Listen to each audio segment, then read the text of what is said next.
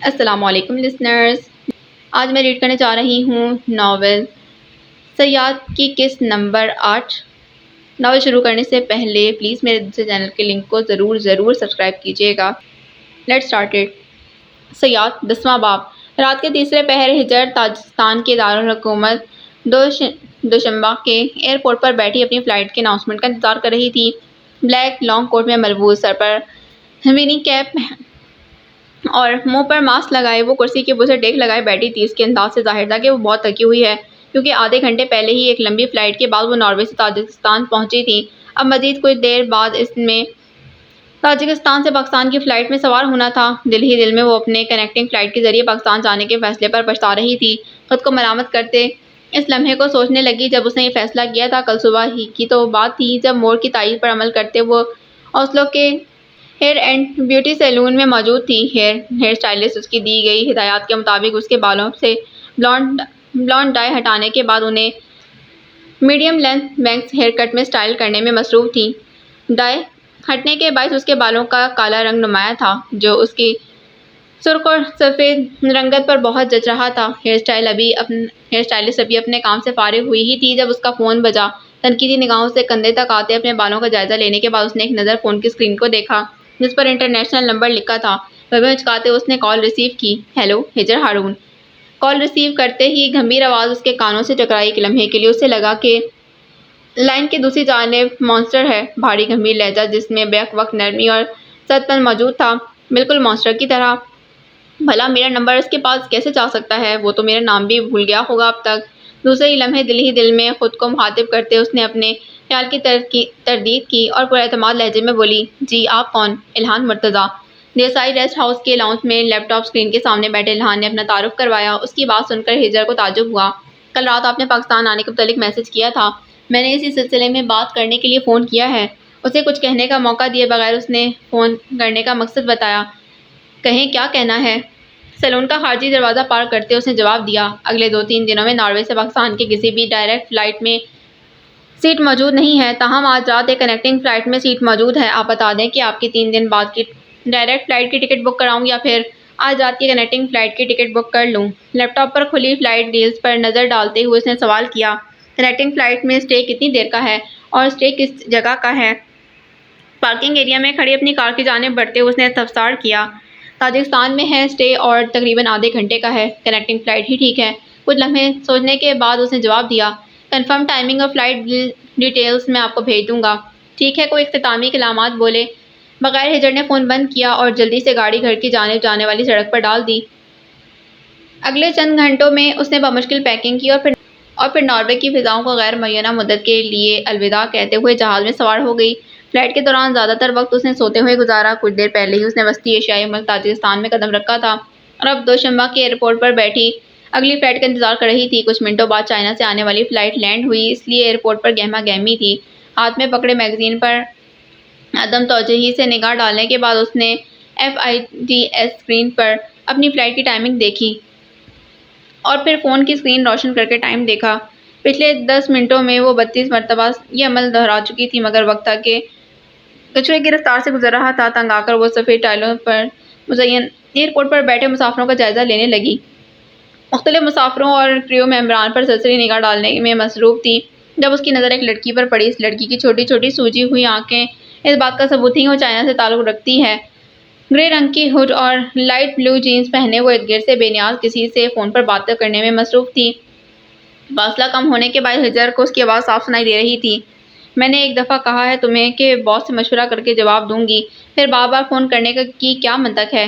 English لب و لہجے میں وہ فون کی دوسری جانب موجود شخص سے مخاطب تھی۔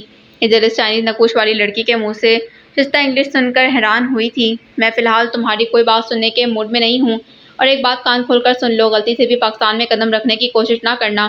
اگر تم مجھے پاکستان میں نظر آئے تو اسی وقت میں نے تمہارے پرپوزل سے انکار کر دینا ہے۔ دوسری طرف موجود شخص کو کچھ کہنے کا موقع دیے بغیر اس نے فون بند کیا اور پھر جیسے ہی سر اٹھایا تو اس کی نگاہ ہجر سے ملی۔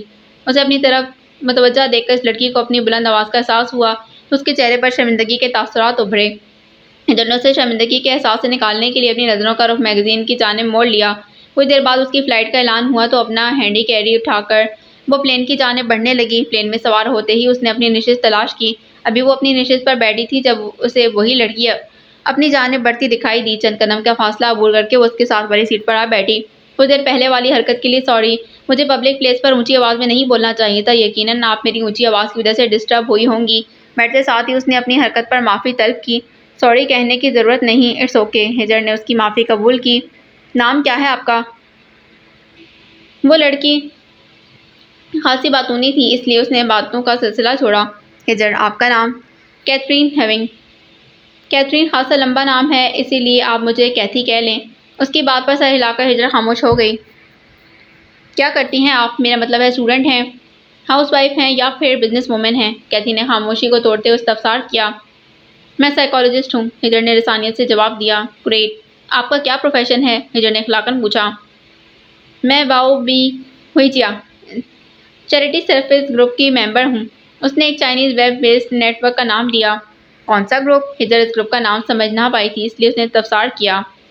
باؤ بی ہوئیجیا مطلب baby back home. Baby back home کس قسم کا گروپ ہے یہ؟ ہجر نے باؤ بی ہوئیجیا کا مطلب منہ میں دوہرایا، پھر اس گروپ کے متعلق مزید سوال کیا کیونکہ اس کے نام کا مطلب اسے دلچسپ لگا تھا۔ یہ ایک رضاکار چائنیز والنٹیئر نیٹ ورک ہے جو گمشدہ بچوں کو ان کی فیملی سے ملواتا ہے۔ میں اس گروپ کی ممبر ہوں۔ کیتھی نے مختصر تعارف کروایا۔ اس کی بات سن کر ہجر کی دلچسپی بڑھی۔ کیا آپ اس گروپ کی مزید تفصیلات بتا سکتی ہیں؟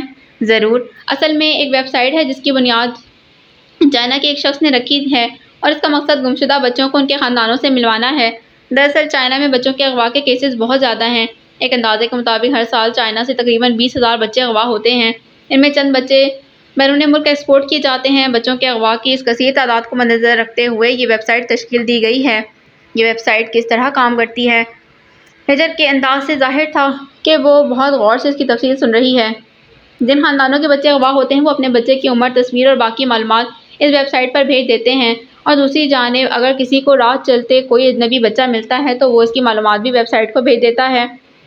یہ ویب سائٹ ان دونوں معاملات کو اسکین کرتی ہے اور اگر معاملات ایک جیسے ہوں تو یہ ویب سائٹ اغوا شدہ بچے کو اس کے گھر والوں سے دوبارہ ملوا دیتی ہے۔ اگر اغوا ہونے والے بچے سے متعلق کسی نے بھی کوئی معلومات ویب سائٹ کو نہ بھیجی ہو تو اگر بچے کے متعلق کوئی بھی معلومات نہ ملے تو رضاکار چائنا کے مختلف حصوں میں جا کر بچہ تلاش کرتے ہیں۔ 2 لاکھ سے زائد والنٹیئر اس نیٹ ورک کا حصہ ہیں اور یہ والنٹیئر جگہ جگہ پھیلے ہیں۔ اگر کوئی ایسا کیس ہو جس سے بچے کا اغوا بچپن میں کیا گیا ہو اور اب وہ جوان ہو گیا ہو، ایسی صورت میں اسے کس طرح تلاش کیا جاتا ہے؟ ہجر نے اپنے مطلب کی بات کی۔ فیشل ریکگنیشن ٹیکنالوجی کے ذریعے۔ جیسے جیسے بچہ بڑا ہوتا ہے اس کے چہرے پر تبدیلیاں آتی ہیں اور ان میں سے کچھ تبدیلیاں ظاہر ہوتی ہیں جبکہ ہمارے اسکیلیٹن میں آنے والی تبدیلیاں مبہم ہوتی ہیں۔ مثال کے طور پر جیسے جیسے ہم بڑے ہوتے ہیں ہماری ہڈیوں کا والیوم کم ہونا شروع ہو جاتا ہے۔ آئی ساکٹ اور اپر جا میں تبدیلیاں رونما ہوتی ہیں۔ اس کے علاوہ چہرے کی شیپ بھی تبدیل ہوتی ہے۔ بچپن سے جوانی کے سفر میں اغوا شدہ بچے کی شکل پر ہونے والی تبدیلیوں کا اندازہ لگایا جاتا ہے اور پھر کراس ایج فیشل ریکگنیشن کے ذریعے اس تک رسائی حاصل کی جا سکتی ہے۔ کیا فیشل ریکگنیشن ٹیکنالوجی 100% درست ہوتی ہے؟ عام طور پر اس ٹیکنالوجی کا نتیجہ 100% درست نہیں ہوتا، تاہم چائنا کی سب سے بڑی سرچ انجن کمپنی ویدو نے اپنی cross age facial recognition technology جے باؤ بے ہوئیجیا کو فراہم کی ہے اور اس کراس ایج ٹیکنالوجی کا نتیجہ 99% درست ہے۔ ڈی این اے ٹیسٹ کے ذریعے بعد میں اس ٹیکنالوجی کا نتیجہ کنفرم کیا جاتا ہے۔ کتنے بچے اس ویب سائٹ کے ذریعے اپنے ماں باپ سے ملے ہیں؟ 2000 سے زائد ری یونین کروا چکی ہے۔ 2000 سے زیادہ بچے اس ویب سائٹ کے ذریعے اپنے والدین سے ملے ہیں۔ کیا باؤ بے ہوئیجیا انٹرنیشنل ہے؟ یہ انٹرنیشنل ہے۔ بہت سے والنٹیئر بیرون ممالک میں مقیم ہیں اور ان ممالک کے کیسز وہ سنبھالتے ہیں۔ خوش آئند بات یہ ہے کہ بہت جلد سب ایئرپورٹ پر فیشل ریکگنیشن کیمرے لگ جائیں گے اور اس کے بعد اغوا شدہ بچوں کو تلاش کرنے کے بعد آسانی ہو جائے گی۔ یہ واقعی خوش آئند بات ہے۔ خیر، ڈیٹیلز بتانے کے لیے شکریہ، ہجر مسکرا کر بولی۔ شکریہ کہنے کی ضرورت نہیں ہے۔ اس کی مسکراہٹ کے جواب میں کیتھی نے بھی مسکراہٹ اچھالی۔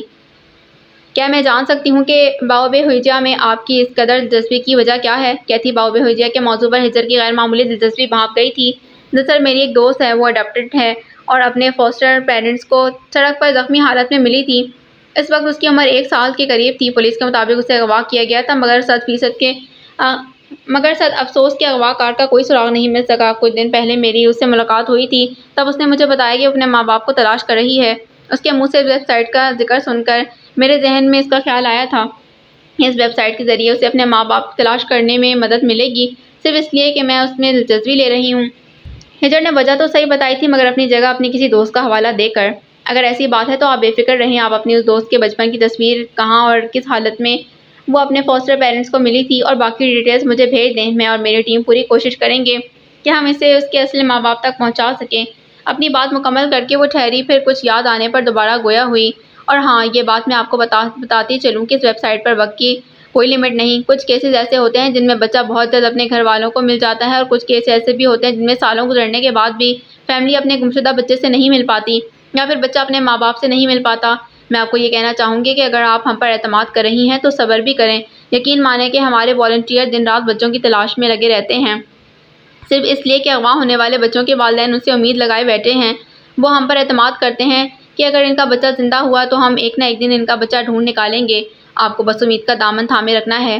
بے فکر رہیں، آپ مجھے ہمیشہ پر امید پائیں گی۔ اس کے لہجے میں پختگی تھی۔ آپ کی دوست کے ذکر سے مجھے یاد آیا کہ میرے دوست نے بھی کسی بچی کے اغوا ہونے کی تفصیلات بھیجی تھی مجھے۔ آپ کے دوست والے کیس میں بچے اور ماں باپ کا ری یونین ہو گیا ہے؟ نہیں، خیر چھوڑیں اس موضوع کو۔ آپ یہ بتائیں کہ آپ کہاں سے ہیں؟ کیتھی نے سوال کیا۔ اوسلو، ناروے، ہجر نے لفظی جواب دیا۔ میں چین سے ہوں، میرے والد چین سے تعلق رکھتے ہیں، جبکہ میری ماما امریکہ سے ہیں۔ اوہ، تو اسی وجہ سے آپ کا انگریزی لب و لہجہ امریکن ہے۔ میں کب سے سوچ رہی تھی کہ آپ دکھنے میں چائنیز لگتی ہیں اور لہجہ آپ کا امریکن ہے۔ ہجر کی بات پر کیتھی کا قہقہ بلند ہوا۔ اکثر لوگ میرا ایکسنٹ سن کر یہی کہتے ہیں۔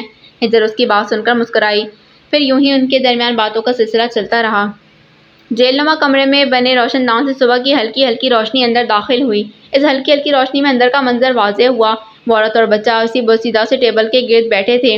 ٹیبل پر ڈکشنری کھلی تھی اور ڈکشنری پر لکھے لفظوں پر وہ بچہ اپنا 6 انگلیوں والا ہاتھ پھیر رہا تھا۔ وہ عورت بظاہری طور پر اس کے قریب بیٹھی تھی، مگر اس کا ذہن کہیں اور تھا۔ اس عورت کے چہرے پر سوچ کی پرچھائیاں تھیں، جبکہ وہ بچہ بے تاثر چہرہ لیے کتاب پر لکھے لفظوں کو تک رہا تھا۔ بہت سے لمحے یوں ہی سرک گئے تھے، مگر وہ دونوں اسی پوزیشن میں بیٹھے رہے۔ کہنے کو بہت کچھ تھا ان کے پاس، مگر الفاظ کی ترتیب وہ بھول گئے ہیں۔ اس خاموشی میں پانی کی لہروں کی آواز گونج رہی تھی۔ لہروں کا شور سن کر ایسا لگتا جیسے جس جگہ انہیں قید کیا گیا وہ جگہ سمندر کے بہت قریب ہو، یا شاید سمندر کے بیچوں بیچ۔ آنی، آخرکار بچے نے اس خاموشی کو توڑا۔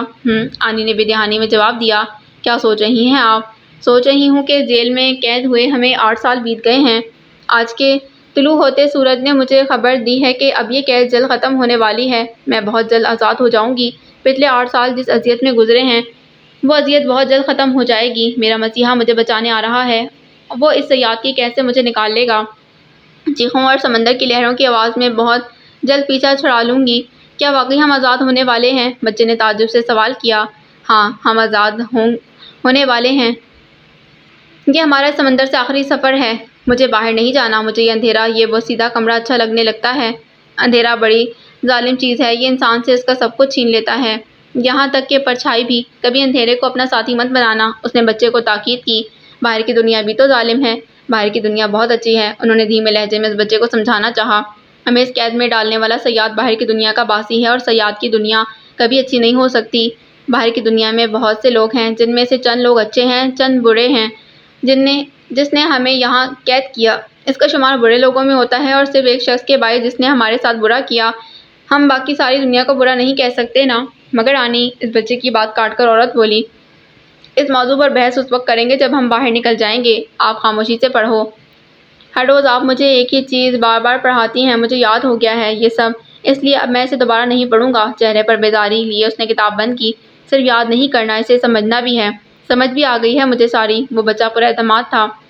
چلو پھر میں آپ کا ٹیسٹ لیتی ہوں۔ اس کے ہاتھ سے کتاب پکڑتے وہ بولی، لے لیں ٹیسٹ، مگر پہلے یہ بتائیں کہ اگر میں نے سارے جواب درست دیے تو مجھے کیا ملے گا؟ اگر آپ نے سب صحیح بتایا تو میں آپ کو ایک نئے احساس کے متعلق بتاؤں گی۔ آپ ہمیشہ مجھے فیلنگز کے متعلق ہی کیوں بتاتی ہیں؟ احساس کو پہچاننا اور ان کا اظہار کرنا، یہ 2 چیزیں ہیں جو آپ کی کمزوری ہیں۔ میں چاہتی ہوں کہ آپ اپنی اس کمزوری پر قابو پا لیں، اس لیے آپ کو احساسات کے متعلق بتاتی ہوں۔ مجھے ساری فیلنگز کے نام یاد، ان کا مطلب بھی پتہ ہے، مگر اس کے باوجود بھی میں اپنے احساسات نہیں پہچان پاتا۔ بہت جلد وہ دن آئے گا جب آپ اپنے احساسات پہچاننے لگو گے۔ آپ کو اتنا یقین کیسے ہے؟ بس مجھے پتا ہے اور آپ شاید مجھے ٹیسٹ دینے لگے تھے۔ آنی نے اس کی توجہ ٹیسٹ کی جانب مبذول کرائی تو اس بچے نے منہ بنایا۔ اس کے بگڑے تاثرات کی پرواہ کیے بغیر آنی نے اسے سوال کیا، بتاؤ اینگر کیا ہوتا ہے؟ اینگر مطلب غصہ۔ جب کوئی کام ہماری مرضی کے خلاف ہوتا ہے تو ہمیں غصہ آتا ہے۔ یہ ایک منفی احساس ہے اور ہمیں چاہیے کہ جتنا ہو سکے غصے پر قابو رکھیں، کیونکہ غصے میں صرف اپنا نقصان کرتے ہیں۔ غصے کو قابو کرنے کے لیے ہمیں پانی پینا چاہیے، اگر کھڑے ہیں تو بیٹھ جانا چاہیے اور اگر بیٹھے ہیں تو لیٹ جانا چاہیے۔ رٹے رٹائے طوطے کی طرح اس بچے نے جواب دیا۔ بہت اچھے، آپ کو تو سب یاد ہے۔ آنی چہرے پر مصنوعی مسکراہٹ لاتے ہوئے بولی۔ پھر انہوں نے مزید چند سوال کیے۔ بچے نے پر اعتماد انداز میں بغیر ہچکچائے ان کے جواب دیے۔ سارے جواب میں نے صحیح دیے ہیں۔ چلیں اب مجھے ایک نئے احساس کے متعارف کروائیں۔ سارے جواب صحیح دینے کے بعد وہ بچہ بولا، اس کا چہرہ ہنوس سر تھا۔ آج کا نیا احساس جاؤسکا۔ اس بچے نے نام دہرایا۔ جاؤسکا کی دو صورتیں ہیں۔ کئی واقعات لمحوں میں گزر جاتے ہیں مگر ان کی چھاپ عرصے تک ہمارے ذہن میں جمی رہتی ہے۔ گفتگو کی مثال لے لیتے ہیں۔ کئی مرتبہ ایسا ہوتا ہے کہ کسی گفتگو کے دوران کوئی ہم سے کچھ پوچھتا ہے یا کچھ کہتا ہے تو ہم صحیح سے جواب نہیں دے پاتے اور پھر جب وہ لمحہ گزر جاتا ہے تو ہم سوچتے ہیں کہ اس بات کے جواب میں ہمیں یہ کہنا چاہیے تھا۔ اگر ہم ایسا کہتے تو دوسرا شخص ہم سے متاثر ہو جاتا۔ ہم پچھتاتے ہیں کہ کاش ہم نے اس وقت کوئی اور جواب دیا ہوتا۔ اصل میں ہم اپنے جواب سے مطمئن نہیں ہوتے اور اس وجہ سے وہ گفتگو کئی دنوں تک ہمارے ذہن میں گونجتی رہتی ہے۔ یہ جاؤسکا کی پہلی صورت ہے۔ اس کی دوسری صورت ہے کسی لڑائی جھگڑے یا پھر کسی اہم گفتگو کے لیے خود کو ذہنی طور پر تیار کرنا۔ مثال کے طور پر کسی اہم انٹرویو سے پہلے یہ سوچنا کہ اگر انٹرویو میں ہم سے یہ سوال پوچھا گیا تو ہم یہ جواب دیں گے، اگر انٹرویو میں یہ کہا گیا تو یہ جواب ایسے کہیں گے۔ ہم ممکنات کو مد نظر رکھتے ہوئے ہر اینگل سے سوچتے ہیں اور خود کو تیار کرتے ہیں۔ اس احساس کا نام جاؤسکا ہے۔ مختصراً جاؤسکا وہ فرضی گفتگو ہے جو ہم بار بار اپنے ذہن میں دہراتے ہیں۔ دھیمے لہجے میں آنی نے اپنی بات مکمل کی۔ یہ احساس تو بہت دلچسپ ہے۔ جاؤسکا دلچسپ ہونے کے ساتھ ساتھ کامن بھی ہے۔ تقریباً ہر ایک شخص اس احساس سے گزرتا ہے مگر اسے بیان کرنا مشکل ہے۔ آپ نے کبھی اسے محسوس کیا ہے؟ انہوں نے سوالیہ نگاہوں سے اس کی جانب دیکھا۔ کئی مرتبہ۔ کیا فرض کرتے ہو آپ؟ یہی کہ وہ ظالم صیاد مجھ سے زندگی کی بھیک مانگ رہا ہو اور میں بے رحموں کی طرح اسے مار دوں گا۔ اس کے لہجے میں نفرت اس شخص کے لیے نفرت تھی۔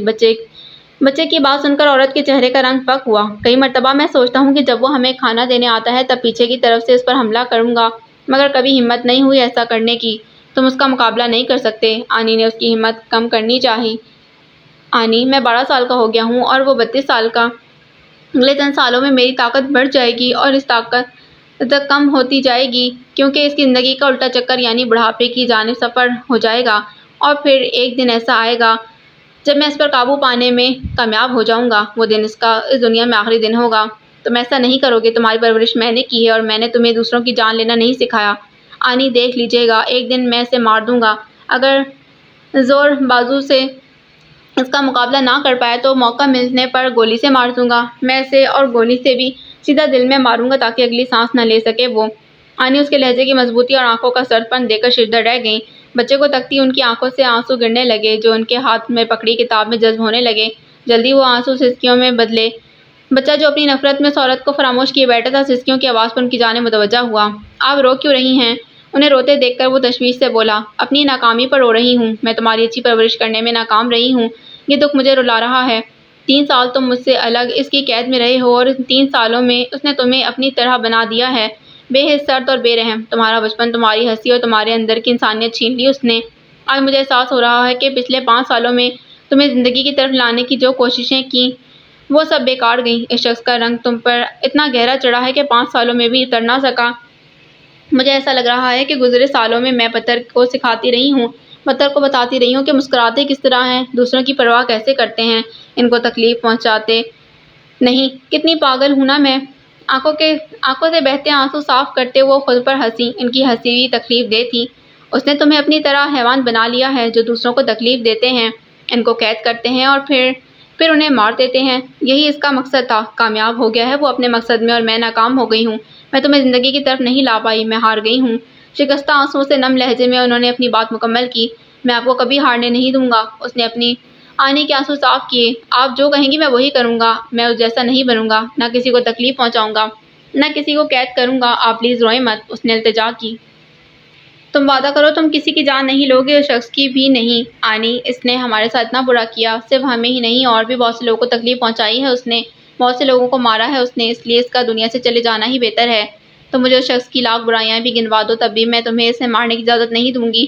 زندگی اور موت کا اختیار صرف اللہ کے ہاتھ میں ہے، اگر اس نے اس شخص کی رسی دراز کر رکھی ہے تو وقت آنے پر وہ کھینچ بھی لے گا۔ مگر آنی، اس نے احتجاج کرنا چاہا، اگر مگر کچھ نہیں، تم اس کے خون سے اپنے ہاتھ نہیں رنگو گے، وعدہ کرو مجھ سے۔ انہوں نے بچے کی احتجاج رد کی۔ میں وعدہ کرتا ہوں، اس نے جان چھڑانے والے انداز میں کہا، اگر تم نے اپنا وعدہ توڑا تو میں تم سے ناراض ہو جاؤں گی، کبھی بات نہیں کروں گی تم سے۔ انگلی اٹھا کر آنی نے دھمکی دی، ایسے تو نہ کہیں، آپ ہی تو ہیں جو مجھ سے محبت کرتی ہیں اور میری پرواہ کرتی ہیں۔ وہ بچہ آنی کی گود میں سر رکھ کر وہیں زمین پر لیٹ گیا۔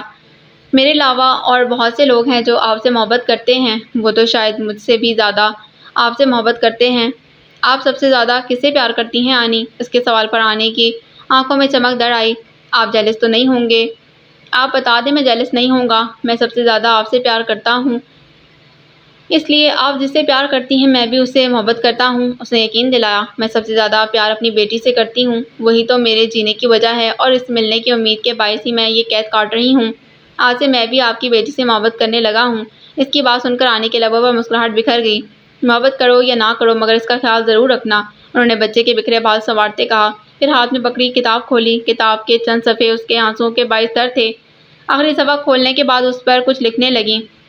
انہیں کتاب پر کچھ لکھتے دیکھ کر بچے نے سوال کیا، کیا لکھ رہی ہیں؟ تمہارے لیے پیغام لکھ رہی ہوں اور اس کو تم نے اس وقت پڑھنا ہے جب میں تم سے دور چلی جاؤں گی۔ آپ کہاں جانے کی بات کر رہی ہیں؟ اس نے تعجب سے اپنی آنی کی جانب دیکھا۔ اسے آج ان کا رویہ بہت عجیب لگا۔ کہیں نہیں، اپنی بات کہہ کر وہ خاموش ہو گئی۔ وہ بچہ بھی جواب میں کچھ نہ بولا تو قید خانے میں خاموشی چھا گئی۔ اس خاموشی میں لہروں کا شور بلند ہوا۔ آنی، آپ کو پتہ ہے کہ ہم کس جگہ قید ہیں؟ آپ کو کیسے پتا؟ کیا آپ نے کبھی یہاں سے بھاگنے کی کوشش کی تھی؟ مجھے بتائیں کہ کیسے بھاگی تھیں آپ؟ اس کے پے در پے سوال کرنے پر وہ عورت ماضی کی کتاب کے اوراق پلٹنے لگی۔ ایک ورق پر رک کر وہ ورق پر درج حروف بلند آواز میں پڑھنے لگی۔ صفحے پر 6 سال پہلے کے واقعات درج تھے۔ 6 سال پہلے وہ یہاں اس قید خانے میں اکیلی تھیں۔ اس وقت وہ بچہ الگ قید خانے میں تھا اور وہ اس کی موجودگی سے بے خبر تھی۔ معمول کی طرح وہ بکھرے بال، سوکھے ہونٹ اور بے تاثر چہرہ لیے اس قید خانے کی یکبستہ فرش پر بیٹھی تھیں جب انہیں بھاری قدموں کی آواز سنائی دی۔ وہ بھاری قدموں کی آواز ان کے لیے کوڑوں کی مانند تھی۔ 2 سالوں سے وہ آواز سنتی آ رہی تھی مگر جانے کیوں آج بھی اس آواز سے ان کا دل ہول اٹھتا تھا۔ ان کی دھڑکنوں کی رفتار تیز ہوتی تھی مگر چہرہ ہنوز بے تاثر تھا۔ وہ صیاد معمول کی طرح کھانا دینے کے لیے آیا تھا۔ اس کا منہ سفید چمڑی سے بنے ماسک سے ڈھکا تھا۔ وہ ماسک ایسا تھا کہ سر کے بال سے لے کر گردن تک کا حصہ چھپا ہوا تھا۔ سوائے ان 2 سرد آنکھوں کے وہ دیکھنے والے کو پہلی نظر میں خوفزدہ کرتا تھا۔ مگر آنی چونکہ اسے روز دیکھتی تھی اس لیے اس کی طرف نگاہ ڈالے بغیر ہی بے حس و حرکت بیٹھی رہی۔ ٹک کی آواز کے ساتھ ہی اس نے سلاخوں کی دوسری جانب لگا تالا کھولا اور کھانے کی پلیٹ پھینکنے کسی انداز میں رکھنے کے بعد واپس چلا گیا۔ جب وہ چلا گیا تو انہوں نے تعجب سے سر اٹھایا کیونکہ آج وہ قید خانے کو باہر سے تالا لگائے بغیر گیا تھا۔ پہلے کچھ دیر وہ شوق کی کیفیت میں بیٹھی رہیں، گھر والوں سے ملنے کی امید، یہاں سے آزاد ہونے کی خوشی، پکڑے جانے کا ڈر۔ وہ بیک وقت ہزاروں جذبات محسوس کر رہی تھیں۔ ان ملے جلے جذبات کے طوفان پر قابو پاتے وہ اٹھیں اور دبے قدموں سے باہر کی جانب بڑھیں۔ اس قید خانے سے باہر قدم رکھتے ہوئے انہیں ایسا محسوس ہوا کہ وہ اپنے گھر والوں سے بس چند قدم کی دوری پر کھڑی ہیں۔ ادھر ادھر دیکھتے ہوئے احتیاط سے آگے بڑھیں۔ چاروں طرف لوہے کی سلاخوں والے قید خانے تھے اور بیچ میں صحن نما جگہ تھی جس کی چھت خاصی اونچی تھی۔ ان قید خانوں میں مختلف عورتیں اور بچے قید تھے۔ ان کے ماتھے پر پسینے کے قطرے نمایاں تھے اور دھڑکنوں کی رفتار نہایت تیز تھی۔ خشک ہونٹوں پر زبان پھیرتے انہوں نے محتاط انداز میں قدم صحن میں ایک جانب رکھی لکڑی کی سیڑھی پر بڑھایا تھا۔ وہ سیڑھی دیوار کے ساتھ آڑی لگی تھی۔ اس صحن نما حصے میں ایک یہی سیڑھی تھی جس کے ذریعے باہر جایا جا سکتا تھا کیونکہ باقی چاروں کی طرف تو قید خانے تھے۔ سیڑھی کا آخری سرا اندھیرے میں تھا، اسی وجہ سے وہ دیکھ نہیں پا رہی تھیں کہ اوپر کیا ہے۔ اندھیرے میں تیر مارنے کے مصادف وہ سیڑھی پر چڑھنے لگیں۔ سیڑھی کا آخری سرا چھت کے قریب تھا، وہاں کوئی دروازہ نہ پا کر وہ حیران ہوئیں، پھر کچھ سوچتے وہ چھت کی طرف سطح کو ہاتھ سے ٹٹولنے لگیں۔ چھت پر ایک چوکور نما حصے کی سطح انہیں تھوڑی الگ محسوس ہوئی۔ اللہ کا نام لیتے انہوں نے اس حصے کو اوپر کی جانب دھکیلا تو چچراہٹ کے ساتھ وہ باہر کی جانب کھل گیا۔ چچراہٹ کی آواز اتنی بلند تھی کہ انہیں لگا کہ ابھی وہ صیاد آ جائے گا اور انہیں بالوں سے پکڑ کر گھسیٹتے واپس قید خانے میں بند کر دے گا۔ آنکھیں میچ کر وہ اس شخص کے آنے کے لیے خود کو ذہنی طور پر تیار کرنے لگیں۔ کئی لمحے گزرنے کے بعد بھی جب انہیں کسی کے قدموں کی آواز سنائی نہ دی تو حیرانی سے وہ آنکھیں کھول کر دروازے کے اس پار دیکھنے لگیں۔ وہاں شفاف نیلا آسمان تھا۔ ان کی آنکھیں آنسوؤں سے بھرنے لگیں۔ دھندلائی ہوئی آنکھوں سے مڑ کر ایک نظر انہوں نے ہولناک تہہ خانے کو دیکھا، پھر وہاں سے باہر نکل آئیں۔ باہر نکل کر جیسے ہی ان کی نگاہ ارد گرد پڑی، ان کے آنسو تھمے، چہرے پر حیرانی چھائی۔ اس کی جگہ بعد میں نا امیدی نے لے لی۔ ان کا خاندان جو انہیں کچھ دیر پہلے چند قدم دور لگ رہا تھا ایک دم سے میلوں کے فاصلے پر لگنے لگا۔ وہاں تا حد نگاہ پانی ہی پانی تھا۔ اس سمندر میں خشکی کے کسی خطے کا نام نشان نہیں تھا۔ شوق کی کیفیت کے باعث ان کے تھمے ہوئے آنسو پھر سے بہنے لگے۔ روتے ہوئے وہ وہیں بیٹھتی چلی گئیں۔ انہیں لگا کہ کسی نے ٹھنڈا پانی ڈال کر انہیں یہاں سے فرار ہونے کے خواب سے جگا دیا ہو، کیونکہ فرار کی کوئی راہ تو وہاں تھی ہی نہیں۔ وہ کوئی بحری جہاز تھا جس کے تہہ خانے میں انہیں قید کیا گیا تھا۔ سمندر کی لہروں کا شور انہوں نے بہت بار سنا تھا، مگر انہیں لگا تھا سمندر سے قریب کسی جگہ پر انہیں بند کیا گیا ہے۔ کبھی تصور بھی نہیں کیا تھا انہوں نے کہ وہ پچھلے 2 سالوں سے اس بحری جہاز میں سوار ہیں۔ اب انہیں سمجھ آیا تھا کہ وہ شخص تالا لگائے بغیر کیوں گیا تھا۔ شکستہ وجود، بکھرا حوصلہ، ٹوٹی امید کے کانچ سنبھالتے واپس تہہ خانے کے اندر چلی گئیں۔ اس دن کے بعد انہوں نے دوبارہ کبھی یہاں سے فرار ہونے کی کوشش نہیں کی، کیونکہ وہ جان گئی تھیں کہ جب پر کٹے ہوں تو کھلے دروازے بھی کام نہیں آتے۔ واقعہ ختم ہوتے ہی انہوں نے ماضی کی وہ کتاب بند کی اور حال کی دنیا میں واپس لوٹیں۔ بچہ جو تجسس سے کہانی سننے میں مصروف تھا، کہانی کا اختتام سن کر نا امید ہوا۔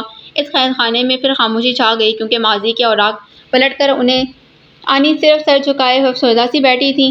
اس قید میں ان دونوں کے شب و روز یوں ہی بے کیف گزرتے تھے۔ چند لمحے وہ روشن مستقبل کے خواب دیکھتے اور باقی سارا وقت ان خوابوں کو پورا کرنے میں انتظار کرتے گزار دیتے۔ ہر صبح سورج کی پہلی کرن کے ساتھ وہ یہ امید لے کر جاگتے تھے کہ شاید آج کا دن ان کا اس قید میں آخری دن ہوگا۔ پورا دن وہ امید کے اس پودے کو روشن مستقبل کی خوش کن خیالوں سے سیراب کرتے رہتے۔ پھر رات کو آزادی کی امید جب ٹوٹ جاتی تو اس امید کے ٹوٹے کانچ کی کنکریاں خود ہی چنتے ہوئے سو جاتے۔ دیوسائی ریسٹ ہاؤس اندھیرے میں ڈوبا ہوا تھا، سوائے ایک کمرے کے۔ وہ کمرہ جم کی طرز کا تھا۔ صبح کے 5 بجے کا وقت تھا۔ دور دور تک مسجدوں سے فجر کی اذان کی ہلکی ہلکی آواز آ رہی تھی۔ ہر کوئی خواب خرگوش میں گم تھا، سوائے اس ایک شخص کے جو رات کے اس پہر ٹریڈ مل پر بھاگنے میں مصروف تھا۔ کن پٹی کی رگیں تنی تھیں اور جسم پسینے میں شرابور تھا، مگر اسے تو جیسے پرواہ ہی نہ تھی۔ آنکھوں کے سرخ ڈورے شب بیداری کا اعلان تھے۔ شدت جذبات کے باعث چہرہ سرخ اور دھڑکن بے ربط تھی۔ وہ اس وقت بالکل ہسٹیریک سی کیفیت میں لگ رہا تھا۔ وہ اپنے آپ کو تھکا کر جانے خود کو کس چیز کی سزا دے رہا تھا۔ اگلا آدھا گھنٹہ وہ یوں ہی 15 mph کی سپیڈ پر ٹریڈ مل پر بھاگتا رہا۔ احتشام جو نماز سے فارغ ہو کر واک پر جانے کے لیے باہر نکلے تھے، اس کمرے کی لائٹ روشن دیکھ کر ادھر چلے آئے۔ تم اتنی صبح یہاں کیا کر رہے ہو؟ کمرے میں داخل ہوتے ہی احتشام اس کی پشت کو دیکھ کر بولے، مجھے چھوڑیں، آپ اپنا بتائیں۔ اس کا لہجہ سرد تھا۔ فجر کے لیے اٹھا تھا، نماز پڑھ کر کمرے سے واک پر جانے کے لیے باہر نکل رہا تھا، مگر یہاں کی لائٹ جلی دیکھ کر یہاں چلا آیا۔ کیوں صبح صبح اپنا خون جلا رہے ہو؟ اس کی جانب قدم بڑھاتے انہوں نے کہا، کچھ لوگ جم میں خون جلاتے ہیں اور کچھ لوگ یادیں جلاتے ہیں۔ میرا شمار دوسری کیٹیگری میں ہوتا ہے۔ یادیں اگر جلائی جاتی تو تم سے پہلے انہیں راکھ میں تبدیل کر چکا ہوتا۔ یادیں جلائی نہیں، بھلائی جاتی ہیں۔ خود کو اذیت دینے کے بجائے انہیں بھولنے کی کوشش کرو۔ اس کی ٹریڈ مل بند کرتے ہوئے وہ سخت لہجے میں بولے، بھول سکتا تو کب کا بھول چکا ہوتا۔ 18 سالوں سے ان یادوں اور خوابوں سے پیچھا چھڑا رہا ہوں، مگر کیا حاصل ہوا؟ صرف اور صرف تنہائی۔ جانے کب میں سکون کی نیند سو پاؤں گا؟ وہ شکستہ انداز میں بولا۔ خود کو معاف کر دو الہان۔ ان کی بات سن کر اسے تعجب ہوا۔ یہ آپ کیا کہہ رہے ہیں؟ تم بہتر جانتے ہو۔ اپنی بات کہہ کر وہ کمرے سے نکل گئے، جبکہ پیچھے کھڑا الہان کئی لمحوں تک اپنی جگہ سے ہل نہ پایا۔ اس کے چہرے پر ناقابل فہم تاثرات تھے۔ چہرے پر ہاتھ پھیر کر اس نے خود کو کمپوز کرنا چاہا اور پھر بھی وہ اپنے کمرے کی طرف بڑھ گیا۔ کچھ دیر بعد جب وہ باہر آئے تو اس کے چہرے پر کسی پریشانی کا شائبہ تک نہ تھا۔ فریش سا چہرہ لیے وہ کچن میں گیا، اپنے لیے ناشتہ بنانے گیا۔ وہ ناشتہ کرنے میں مصروف تھا جب احتشام واک سے واپس آئے۔ تم نے کہیں جانا ہے؟ اسے اتنی صبح ناشتہ کرتے دیکھ احتشام نے سوال کیا۔ ایئرپورٹ جانا ہے، ابھی کچھ دیر میں نکلوں گا۔ کیتھی اور پیٹر آ رہے ہیں؟ ان کی برسوں کی گفتگو کو مد نظر رکھتے سوال کیا۔ پیٹر نہیں آ رہا؟ کیوں؟ کیتھی نے اسے منع کر دیا ہے، اس کی موجودگی میں وہ پاکستان نہ آئے۔ اگر وہ یہاں ہوگا تو وہ یکسوئی سے فیصلہ نہیں کر پائے گی۔ انہیں وضاحت دیتے ساتھ ہی وہ کافی کا گھونٹ بھرنے لگا۔ کیتھی وہی لڑکی ہے نا جس نے تمہیں ویب سائٹ کے متعلق بتایا تھا؟ کیتھی نے ہی باؤ بے ہوئیجیا ویب سائٹ کے متعلق بتایا تھا، اور اس کی توسط سے ہی میں نے معلومات بھیجی ہیں ویب سائٹ کو۔ احتشام چچا، کرمنل سائیکالوجسٹ بھی آ رہی ہے آج پاکستان، اس نے انہیں بتایا۔ تمہیں مجھے پہلے بتانا چاہیے تھا۔ کیوں؟ آپ نے اسے پھولوں کا ہار پہنانا تھا، جو میں آپ کو سب سے پہلے بتاتا۔ اب ایسا بھی نہیں کہا میں نے، احتشام جل کر بولے تو الہان نے مزید کچھ نہیں کہا۔ کیا ان دونوں کی فلائٹ کی ٹائمنگ ایک ہی ہے؟ انہوں نے سوال کیا۔ جی ان کی فلائٹ ایک ہی ہے، دونوں کی کنیکٹنگ فلائٹ تھی اور تاجکستان میں اسٹے تھا۔ ویسے کرمنل سائیکالوجسٹ کا نام کیا ہے؟ احتشام نے اچانک سے سوال کیا۔ ہجر ہارون۔ اپنی بات کہہ کر الہان نے ان کے چہرے کی جانب دیکھا۔ ہجر ہارون نام سنتے ہی احتشام کے چہرے پر حیرانی چھائی۔ کیا یہ وہی ہے جس کا تم نے مجھ سے ذکر کیا تھا؟ انہوں نے تعجب سے پوچھا۔ جی وہی ہے، کافی کا آخری گھونٹ بھرتے اس نے جواب دیا۔ میں بھی تمہارے ساتھ ایئرپورٹ چلوں؟ انہیں اسے دیکھنے کی جلدی تھی، اس لیے انہوں نے سوال کیا۔ بالکل بھی نہیں، اس نے صاف انکار کیا۔ اور ہاں، اس کے سامنے ذرا محتاط رہیے گا، الہان نے انہیں تاکید کی۔ کیا مطلب؟ انہوں نے بھویں اچکائیں۔ ذرا سوچ سمجھ کر بولیے گا۔ کیوں؟ سائیکالوجسٹ ہے وہ، احتشام چچا ذہن پڑھنا جانتی ہے، اور ویسے بھی اسے شک بالکل بھی، اسے یقین ہے کہ میرا کیس سے کوئی نہ کوئی ذاتی تعلق ہے۔ جب تک کنفرم نہیں ہو جاتا اس کی اصلی شناخت کیا ہے، تم اسے ماضی کے بارے میں کچھ مت بتانا۔ بے فکر رہیں آپ، میں کچھ نہیں بتاؤں گا، مگر وہ ہماری اس کیس میں دلچسپی کی وجہ جاننے کی کوشش ضرور کرے گی، اس لیے آپ کو محتاط رہنے کا کہا ہے۔ اتنی آسانی سے اپنے راز ہم اس تک پہنچنے نہیں دیں گے، آخر ہم بھی اس کے چچا ہیں، احتشام مسکراتے بولے۔ احتشام چچا، فضول رشتہ داریاں نہ جوڑیں، ابھی کچھ کنفرم نہیں۔ کیتھی سے کہوں گا میں کہ یہ کراس ایج فیشل ریکگنیشن کے ذریعے پتہ لگا لے۔ اس کی رہائش کا انتظام کر لیا ہے تم نے؟ اپارٹمنٹ لیا ہے، یہاں سے قریب ہی ہے، ٹھہرے ہوئے لہجے میں کہتے وہ اپنے ناشتے کے برتن اٹھا کر کچن کی جانب بڑھ گیا، جبکہ احتشام کاؤچ پر بیٹھ کر اخبار پڑھنے لگے۔ مجھے ایل وی ہاؤس کی چابیاں دے دیں، کچن میں برتن دھوتے ہوئے اس نے کہا۔ جاتے ہوئے لے لینا مجھ سے۔ ویسے الہان تم ان کاموں کے لیے کوئی میڈ کیوں نہیں رکھ لیتے؟ ان کا اشارہ برتن دھونے کی جانب تھا۔ مجھے اپنے کام خود کرنے کی عادت ہے، امریکہ میں میڈ رکھنے کا رواج نہیں ہے، وہاں سب اپنے کام خود ہی کرتے ہیں، اور وہاں رہ کر مجھے بھی اپنے کام خود کرنے کی عادت پڑ گئی ہے۔ دبئی میں بھی ہم اپنے کام خود ہی کرتے ہیں۔ ہم سے کیا مراد ہے تمہاری؟ کیا تم نے وہاں شادی کر رکھی ہے؟ استغفر اللہ، ہم سب سے مراد ہے میں، پیٹر، سائمن، اینڈی اور جارج۔ امریکہ میں بھی ہم سب کا ایک ہی ڈارم روم ہے، پھر جب دبئی گئے تھے تب بھی ہم سب نے ایک ہی گھر میں رہنے کو ترجیح دی۔ ہم سب وہاں ایک ہی گھر میں رہتے ہیں اور گھر کے سارے کام ہم آپس میں بانٹتے ہوئے کرتے ہیں۔ تمہارے ذمے کون سا کام ہے؟ احتشام نے سوال کیا۔ رات کے کھانے کے برتن روز میں دھوتا ہوں، الہان نے فخر سے اپنی ذمہ داری بتائی۔ اس کی بات پر احتشام کا قہقہ بلند ہوا۔ ویسے برتن دھونا تمہاری شخصیت پر جچ نہیں رہا، مردوں کا کام کرنا منع تو نہیں ہے، ہمارے نبی حضرت محمد صلی اللہ علیہ وآلہ وسلم بھی اپنے کام خود کیا کرتے تھے۔ اس کے منہ سے آپ صلی اللہ علیہ وسلم کا ذکر سن کر احتشام حیران ہوئے۔ کیا تم نے اسلام کو اسٹڈی کیا ہے؟ انہوں نے سوال کیا۔ بابا جب بیمار تھے تو ان کے کہنے پر میں اکثر انہیں اسلامی کتابیں پڑھ کر سناتا تھا۔ مرتضیٰ کو کتابیں پڑھنے کا بہت شوق تھا، جبکہ آنیہ ریسرچ آرٹیکلز پڑھا کرتی تھی۔ کوئی نیا آرٹیکل پڑھنے کے بعد وہ سب گھر والوں کو فرداً اس آرٹیکل میں لکھی تحقیق کے متعلق بتاتی تھی۔ مجھے اور مرتضیٰ کو اس جدید علوم سے فیض یاب ہونے میں ذرا بھی دلچسپی نہ تھی، مگر وہ ہمیں زبردستی بٹھا کر اس کے متعلق بتاتی تھی۔ مرتضیٰ تو کئی مرتبہ اس کی سعادت سے چڑ جاتا تھا، ایک ہارون ہی تھا جو خاموشی اور دلچسپی سے اس کی ساری کہانیاں سنتا تھا۔ ماضی کو یاد کر کے اس کے لبوں پر دھیمی مسکراہٹ اور آنکھوں میں نمی تھی، جبکہ الہان کا چہرہ ہمیشہ کی طرح بے تاثر تھا۔ خیر تم جا کر ایئرپورٹ جانے کے لیے تیار ہو جاؤ، ماضی کو کسی اور دن یاد کریں گے، سر دھا بڑھتے انہوں نے کہا، پھر اپنے کمرے میں چلے گئے۔ الہان بھی اپنے کمرے کی طرف بڑھا۔ ایک نظر آئینے میں اپنے حلیے کو دیکھنے کے بعد اس نے وارڈروب میں سے لانگ کوٹ نکال کر بازو پر ڈالا اور بالوں میں ہاتھ پھیرتا ہوا باہر نکل گیا۔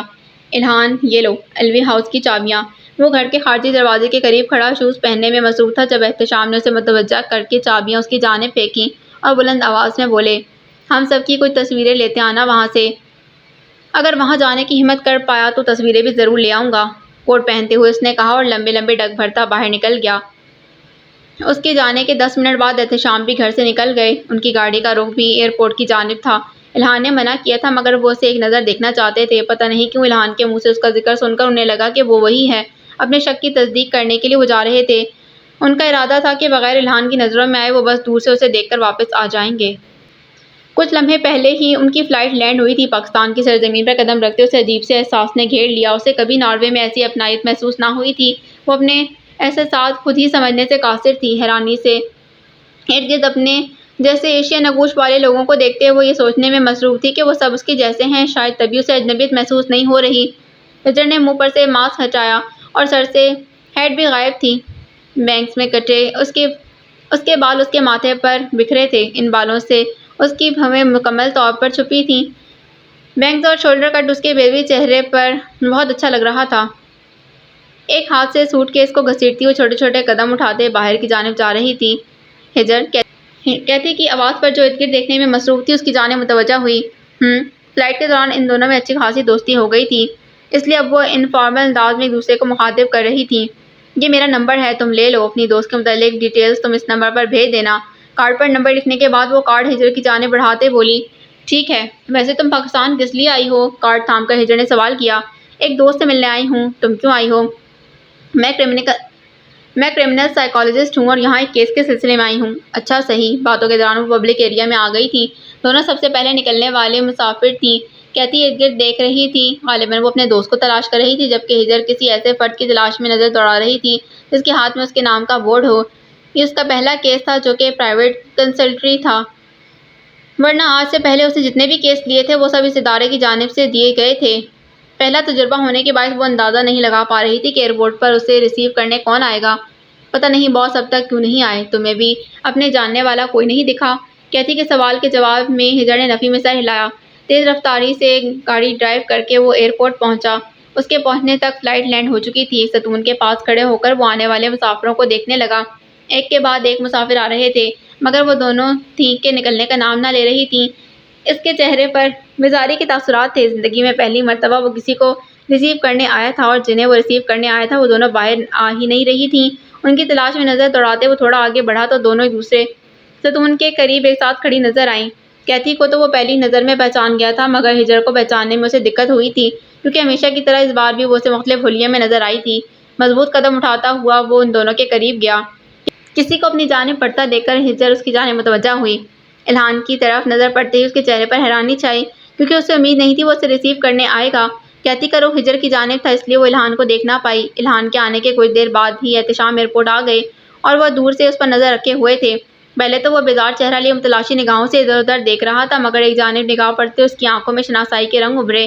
الہان کے قدموں کے رخ لڑکیوں کی جانب دیکھ کر وہ بھی ان دونوں کی جانب متوجہ ہوئے۔ ان کی نظر ان میں سے ایک لڑکی پر ٹک گئی۔ بلیک لانگ کوٹ میں ملبوس بیضوی چہرہ، کالی آنکھوں اور سرخ و سفید رنگت والی ہجر۔ انہیں آنیہ کا عکس نظر آیا۔ اسے ایک نظر دیکھ کر انہیں یقین ہو گیا کہ وہ ہارون اور آنیہ کی بیٹی ہے۔ صیاد 11واں باب۔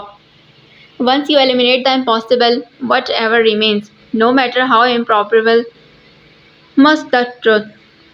Arthur Conan dual.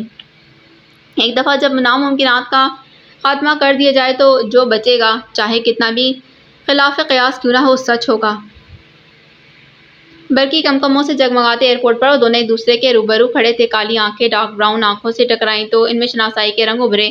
ماتھے پر بکھرے بال، ڈارک براؤن آنکھیں، انابی لب جو مسکرانا بھول چکے تھے، بڑی ہوئی شیو، بے تاثر چہرہ اور کوٹ کی جیب میں چھپا دایاں ہاتھ۔ اس کی شخصیت میں کچھ ایسا تھا جو ہجر کو ٹھٹکنے پر مجبور کرتا تھا۔ ان دونوں سے چند قدموں کے فاصلے پر رک کر الہان بولا، ہیلو لیڈیز، کیسی ہیں آپ دونوں؟ اس کی آواز پر کیتھی اس کی جانب متوجہ ہوئی۔ ایک دم فٹ۔ آپ ہجر کو جانتے ہیں؟ اس کے سوال کا جواب دینے کے بعد کیتھی نے سوال کیا۔ تھوڑا بہت۔ اس جواب دینے کے بعد وہ ہجر کی جانب مخاطب ہوتے ہوئے بولا، مس ہجر کیسی ہیں آپ؟ ہجر جو اس کے بے تاثر چہرے کو جانچتی نظروں سے دیکھنے میں مصروف تھی، اس کی آواز پر متوجہ ہوئی۔ بالکل ٹھیک۔ فلائٹ میں کوئی مسئلہ تو نہیں ہوا؟ اس نے اگلا سوال کیا۔ نہیں، ہجر نے ایک لفظی جواب اس کی بات پر سر ہلاتے ہوئے دیا۔ وہ پارکنگ کی جانب بڑھنے لگا۔ دونوں بھی اس کے پیچھے پیچھے قدم اٹھا رہی تھیں۔ چلتے چلتے ایک دم سے وہ رکا اور پھر مڑا۔ اس کے رکنے پر دونوں بھی رک کر سوالیہ نگاہوں سے اس کی جانب دیکھنے لگیں۔ یہ مجھے دے دیں، الہان سوٹ کیس کی طرف اشارہ کرتے بولا۔ اس کی بات پر ایک لمحے کے لیے ہجر کو سمجھ نہ آئی کہ وہ کیا کرے۔ شروع ہی سے وہ اکیلی ٹریول کرتی آئی تھی، اس لیے وہ اس سب کی عادی نہیں تھی۔ میں خود پکڑ لوں گی، ہجر نے انکار کیا۔ یقین کر لیں کہ نہیں بھاگوں گا، الہان بولا۔ دے دو ہجر، ہمارے باس بڑے نفیس انسان ہیں، ان کو یہ قطعاً گوارا نہیں کہ وہ خالی ہاتھ ہوں اور ایک لڑکی اتنا بھاری سوٹ کیس لے کر چلے۔ تم دے دو انہیں۔ اسی شش و پنج کا شکار دیکھ کر کیتھی مسکراہٹ دباتے بولی۔ اس کے اصرار پر ہجر نے سوٹ کیس اس کی جانب بڑھا دیا۔ تو تم مجھے باس مت کہا کرو، الہان اس کے باس کہنے پر چڑھ کر بولا۔ پیٹر اور سائمن آپ کو باس کہتے ہیں، ان کے منہ سے باس سن کر میں بھی باس کہنے لگ گئی ہوں، کیتھی مسکراتے بولی۔ سائمن کے نام پر ہجر متوجہ ہوئی۔ وہ کیتھی سے پوچھنا چاہتی تھی کہ وہ الہان اور سائمن کو کیسے جانتی ہے، مگر پھر اپنے سوال کو دبا گئی۔ ویب سائٹ کا کام کیسا چل رہا ہے؟ اس نے بکھرے بال سے ٹھیک کرتے سوال کیا۔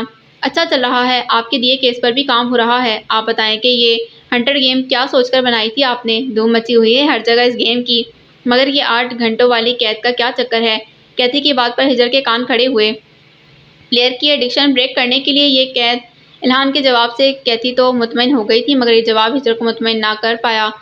باتوں کے دوران وہ لوگ گاڑی تک پہنچ گئے تھے۔ گاڑی کا لاک کھول کر انہیں بیٹھنے کا اشارہ کرتے وہ خود سامان ٹرنک میں رکھے دونوں پچھلی سیٹ پر بیٹھ گئی تھیں۔ تم سائمن کو جانتی ہو؟ ہجر نے سوال کیا۔ ہم یونیورسٹی فیلو ہے، وہ میرا باس کے گروپ کا ہی ہے، وہ بھی یونیورسٹی میں ہمارے ڈپارٹمنٹ ایک ساتھ تھے۔ اگر کبھی ہمارے لیپ ٹاپ میں کوئی مسئلہ ہو جاتا تو ہم کمپیوٹر پروگرامنگ یعنی باس کے ڈپارٹمنٹ کے طلباء سے ٹھیک کروانے جاتے تھے۔ باس کا گروپ چونکہ پروگرامنگ میں ایکسپرٹ تھا، اس لیے زیادہ تر یہ لوگ ہماری مدد کرتے تھے اور یوں ہماری ان سے جان پہچان ہو گئی۔ یونیورسٹی ختم ہونے کے بعد ہمارا ایک دوسرے سے رابطہ برقرار رہا، کئی مرتبہ ہم ایک دوسرے کو فیورز دے دیتے تھے۔ اب بھی ایک سنگین مسئلہ حل کرنے کے لیے مجھے باس کی مدد کی ضرورت تھی، اس لیے ان سے ملنے پاکستان آئی ہوں۔ کیتھی نے تفصیل بتائی اور ساتھ ہی سوال کیا، تم باس اور سائمن کو کیسے جانتی ہو؟ سائمن اور میں اسکول کے دوست ہیں۔ سائمن کی طرف سے میری مسٹر CEO یعنی الہان سے ایک کیس کے سلسلے میں دبئی میں ملاقات ہوئی تھی۔ اس کیس کی پروسیڈنگ کے لیے میں پاکستان آئی ہوں۔ ہجر کی بات کے دوران ہی الہان نے ڈرائیونگ سیٹ سنبھال لی تھی۔ تم نے واپس کب جانا ہے کیتھی؟ الہان نے سوال کیا۔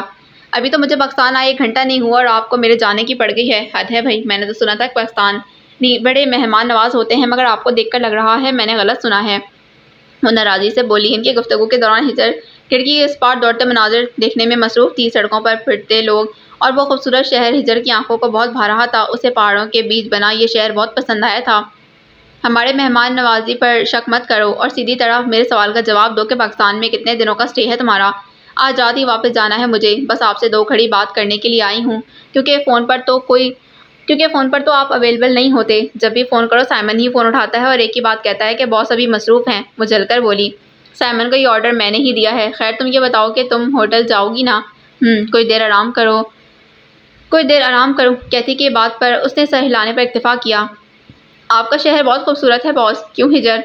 کیتھی نے ہجر کو بھی گفتگو میں شامل کیا۔ ہجر نے اس کی بات کی تائید کی۔ اگر میرے پاس وقت ہوتا تو میں ضرور اس شہر کے خوبصورت مقامات کو دیکھتی۔ کیتھی کے لہجے میں حسرت تھی۔ اس دوران وہ ہوٹل پہنچ گئے تھے۔ ہوٹل آ گیا ہے کیتھی، گاڑی پارکنگ میں کھڑی کرتے الہان نے بولا۔ 2-3 گھنٹے تک پک کر لیجیے گا مجھے، اس نے الہان کو ہدایت دی۔ اوکے، الہان نے جواب دیا۔ اب جانے ہماری کب ملاقات ہوگی بھی یا نہیں؟ خیر تم اپنی دوست والے کیس کے لیے بے فکر رہنا، میں دیکھ لوں گی وہ کیس، اسے ہاتھ ملاتے کیتھی بولی۔ الہان خاموشی سے ان دونوں کی گفتگو گوش گزار کر رہا تھا۔ جیسے ہی مجھے ٹائم ملے گا میں تفصیلات بھیج دوں گی، اپنا خیال رکھنا، بائے۔ ہجر نے چند اختتامی کلمات کہے اور پھر وہ گاڑی سے نکل گئی۔ کیتھی کے ہوٹل میں داخل ہوتے ہی الہان نے گاڑی واپس موڑ لی۔ ان دونوں کے درمیان خاموشی حائل تھی۔ ہجر فون میں مصروف تھی جبکہ الہان مستعدی سے ڈرائیو کر رہا تھا۔ اس خاموشی کو الہان کے فون کی رنگ ٹون نے توڑا۔ کان میں لگی بلوٹوتھ ڈیوائس کا بٹن دباتے ہوئے الہان نے فون اٹھایا۔ السلام علیکم، اس کی گھمبیر آواز گاڑی میں گونجی۔ ہجر اس کے سلام کی آواز پر متوجہ ہوئی۔ وہ اس لفظ اور اس کے معنی سے واقف تھی۔ خیریت، کیا کوئی لاش ملی ہے؟ لائن کے دوسری جانب سے کچھ کہے جانے پر وہ سوالیہ انداز میں بولا۔ ہجر اس کی گفتگو سن رہی تھی مگر سمجھ نہیں پا رہی تھی کیونکہ الہان اردو میں بات کر رہا تھا۔ لڑکی کڈنیپ ہوئی ہے، کب اور کیسے؟ کیا اس کے پاس بھی مرے ہوئے باز کی تصویر ملی ہے؟ چہرے پر پریشانی کی تاثرات لیے اس نے پے در پے سوالات کیے۔ اس کے لہجے میں چبھی پریشانی اور کڈنیپ لفظ پر ہجر کو اندازہ ہو گیا کہ کیس کے متعلق بات ہے۔ ٹھیک ہے، میں کچھ دیر میں تم سے رابطہ کرتا ہوں، تب تک تم اس لڑکی کے متعلق ساری معلومات اکٹھی کرو، کہتے ساتھ ہی اس نے فون بند کیا۔ کیس کے متعلق کوئی بات ہے؟ اس کو فون بند کرتا دیکھ کر ہجر شائستہ انگلش میں بولی۔ ایک لڑکی 2 دن پہلے اغوا ہوئی ہے۔ اس کے جواب پر ہجر کے چہرے پر تشویش چھائی۔ مجھے اس لڑکی کے گھر جانا ہے۔ کچھ دیر سوچنے کے بعد ہجر بولی۔ الہان اس کی بات سن کر حیران ہوا۔ پوری رات سفر کرنے کے بعد وہ کچھ دیر پہلے پاکستان پہنچی تھی اور آتے ہی کرائم سین پر جانے کو تیار تھی۔ ابھی نہیں جا سکتے اس کے گھر، آپ کچھ دیر آرام کر لیں، کیس کے متعلق شام کو ڈسکس کریں گے، اس نے اسے سمجھانا چاہا۔ میرے آرام سے زیادہ اہم اس لڑکی کی جان ہے، اپنے آرام کی خاطر میں اس کی زندگی داؤ پر نہیں لگا سکتی۔ آج اس اغوا کار نے ایک لڑکی اغوا کی ہے، کل وہ کسی دوسری کو بھی اغوا کر سکتا ہے، ہمیں جتنی جلدی ہو سکے اسے روکنا ہے۔ اس کے لہجے میں جانے ایسا کیا تھا جس نے الہان کو چپ ہونے پر مجبور کر دیا۔ بغیر کچھ کہے اس نے سڑک کی ایک جانب گاڑی کھڑی کی اور فون پر ایک نمبر ملایا۔ ہجر خاموشی سے اس کی کارروائی دیکھ رہی تھی۔ السلام علیکم، مجھے اس لڑکی کے گھر کا ایڈریس سینڈ کرو، دھیمے لہجے میں فون کی دوسری جانب موجود شخص نے کہا۔ ٹھیک ہے، میں انتظار کر رہا ہوں، کہتے ساتھ ہی اس نے فون بند کیا۔ کوئی لاش ملی اب تک؟ ہجر نے سوال کیا۔ نہیں، پولیس نے سارا شہر چھان مارا ہے مگر کہیں سے کچھ نہیں ملا۔ بات کے دوران ہی اس کی فون پر میسج آیا جس میں غالباً اس لڑکی کے گھر کا ایڈریس بھیجا گیا تھا۔ ایڈریس موصول ہوتے ہی الہان نے گاڑی دوبارہ سٹارٹ کی کچھ دیر میں وہ لوگ اس لڑکی کے گھر کے باہر موجود تھے۔ خستہ سے 2 منزلہ مکان کے باہر میڈیا والوں کا جمگٹا جمع تھا۔ الہان نے گاڑی وہاں سے کچھ فاصلے پر کھڑی کی، آنکھوں پر شیڈز اور منہ پر ماسک لگا کر ہجر کو مخاطب کرتے ہوئے، مس ہجر، آپ کچھ دیر یہاں انتظار کریں، اسے ہدایت دے کر۔ جواب کا انتظار کیے بغیر وہ گاڑی سے باہر نکلا۔ لمبے لمبے ڈگ پھرتا ہوا رپورٹر کے ہجوم سے گزر کر نیلے رنگ کے پولیس یونیفارم میں ملبوس ایک شخص کے پاس گیا۔ اسے دیکھ کر پولیس یونیفارم میں ملبوس اس شخص کی نگاہوں میں شناسائی کے رنگ آئے۔ یہ سب کیا ہے رضا؟ ان میڈیا والوں کو کس نے بلایا؟ انہیں ہٹائیں یہاں سے۔ قریب جا کر وہ اے ایس پی رضا حمید کو مخاطب کرتے بولا، سر، ہم انہیں ہٹانے کی کوشش کر رہے ہیں، مگر یہ بضد ہیں کہ اغوا شدہ لڑکی کے لواحقین کا انٹرویو لے کر جائیں گے۔ رضا نے وضاحت دیتے ساتھ ہی وہ ایک فائل الہان کی جانب بڑھاتے بولا، یہ فائل ہے، اس میں لڑکی کے متعلق ساری معلومات درج ہیں۔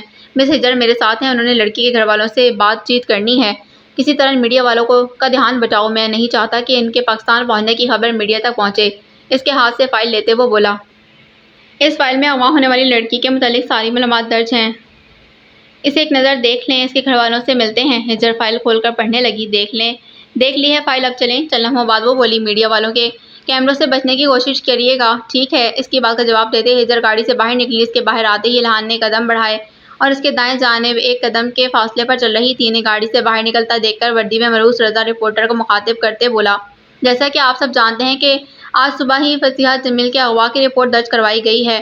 اغوا کے اس کیس میں بھی مرے ہوئے باز کی تصویر برآمد ہوئی ہے اور اس تصویر سے صاف ظاہر ہے کہ یہ اغوا کا کیس پچھلے کیسز سے جڑا ہوا ہے۔ فصیحہ جمیل کی عمر لگ بھگ 20 سال کے قریب تھی، سنہری بال اور ہاتھوں میں کھلبڑی کے باعث دھبے تھے۔ آج آپ کو ان خدوخال کی کوئی لڑکی ملے تو جلد از جلد پولیس کو اطلاع کیجیے گا۔ فصیحہ جمیل کے گھر والے اس وقت کوئی بھی بیان دینے کی پوزیشن میں نہیں، باقی اپڈیٹس آپ کو وقتاً فوقتاً ملتی رہیں گی۔ تمام رپورٹرز اور camera main A S P رضا حمید کے بیان ریکارڈ کرنے میں مصروف تھے۔ اسی دوران وہ دونوں سر جھکائے اس بوسیدہ سے مکان کے اندر چلے گئے۔ ان کے ساتھ ایک پولیس انسپکٹر بھی تھا جو شاید رضا حمید کے کہنے پر ان کے ساتھ آیا تھا۔ گھر میں داخل ہوتے ہی ہجر کی نگاہ سب سے پہلے فربہی مائل فصیحہ کی ماں سے ٹکرائی۔ وہ لاؤنج نما جگہ میں رکھے واحد لکڑی کے صوفے پر بیٹھی تھی۔ انہیں اندر آتا دیکھ کر وہ انجان نظروں سے ان کی جانب دیکھنے لگی۔